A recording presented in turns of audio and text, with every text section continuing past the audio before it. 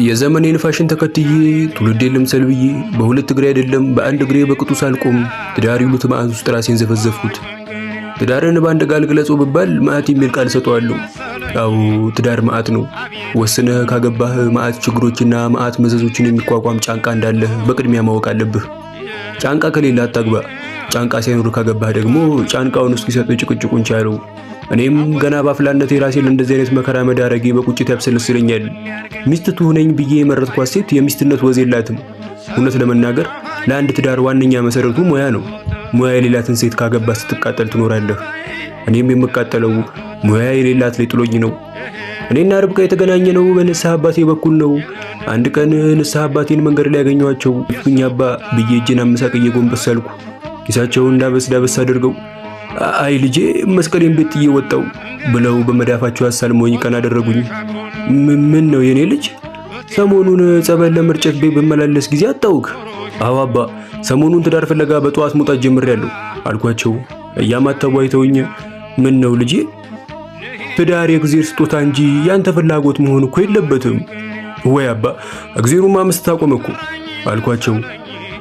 እንደዛ አይባልም ብለው ገዝተውኝ ትንሽ አሰብ አድርገው እኔም ማውቃት ልጅ አለች ላስተዋውቅክና ጉዳዩ እናንተ ጨርሱት አሉኝ። ማለት አባ ሊያጣብሱኝ ነው አልኳቸው።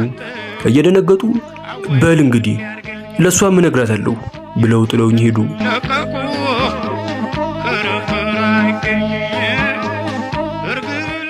በንጋታው ታዲያ ግቢ የበር ተንኳኳ። ስከፍት አንዲት ሴት ቆማለች። ይቅርታ የታደይል ቤት ነው አለችኝ። አዎ ነው አልኳት።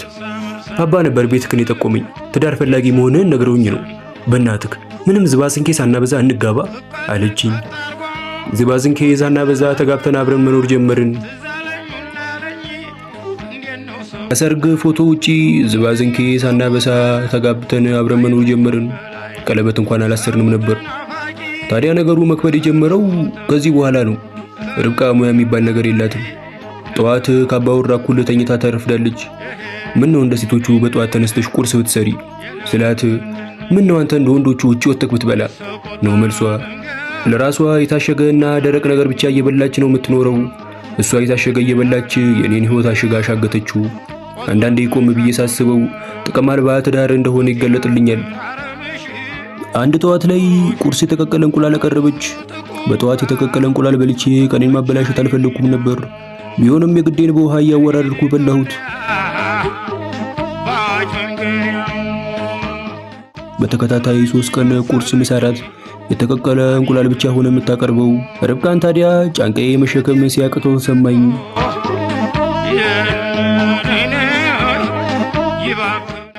ከዕለታት አንድ ቀን የንስሐ አባታችን ቤት መተው ጸበል ረጭተው ሲያበቁ ስላለሁበት ሲኦል ተርክላቸው ያዝኩ።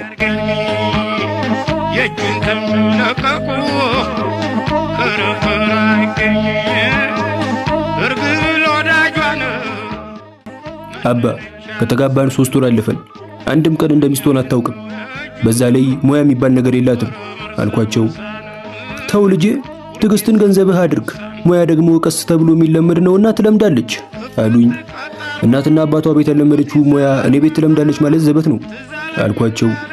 ተው ሰይጣን እንዲህ ያለ ክፍተት እየጠበቀ መሃል እየገባ ነው ትዳርን የሚያበጣብጠው አሉኝ።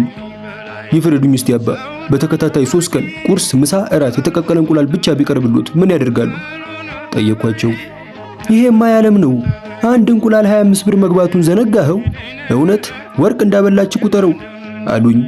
በዚህ መሃል ርብቃ በሳህን የተቀቀለ እንቁላል ይዛ መታ ፊት ለፊታችን አስቀመጠች። ምን ነው ርብቃ ዛሬ እንኳን ደህና ነገር ብታቀርቢ ምን አለ ተቆጣው። ከዚህ በላይ ምን ደህና ነገር አለ? ይልቅ የማይናገረውን ዝም ብለህ ፍላ አለችኝ። ወይ ለምን አንደኛሽን ስታቀርቢ ጭዱንም አምጥተሽ ታቅፊ ያልፈለፍለው አልኳት። አንተ ነው የምታስፈለፍለው? የታቀፍከውንማ ሳታስፈለፍል አገማኸው እኮ ብላኝ እየተመናቀረች ሄደች። እኔና እሷ አንድ ሁለት ስንባባል አባ የቀረበውን እንቁላል አጠናቀው የመጨረሻውን ወደ አፋቸው ሲልኳት ተገጣጠምን። ምንም ሳልላቸው ደንግጬ ያያቸው ጀመር። ልጅ ትዳርክን ጠበቅ አድርግ፣ አላወቅም እንጂ ቀን በቀን ወርቅ ነው እያበላችክ ያለችው ብለውኝ ተሰናብተውኝ ወጡ። አወይ ጉድ እናንተ አወይ ጉድ ምን ያርገኝ